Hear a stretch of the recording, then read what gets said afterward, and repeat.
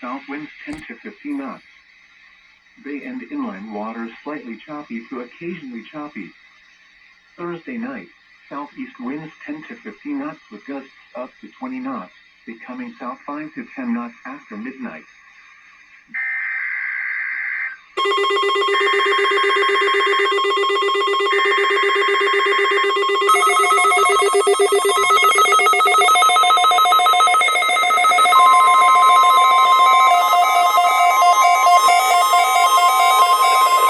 This is a test of the National Weather Service NOAA Weather Radio Warning Alarm System.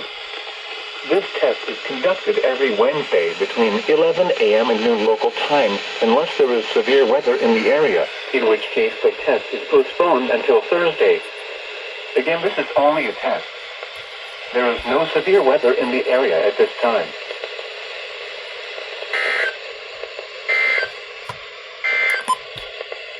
Here is the synopsis for the Middle Texas coastal waters. Expect weak to moderate southerly flows this morning.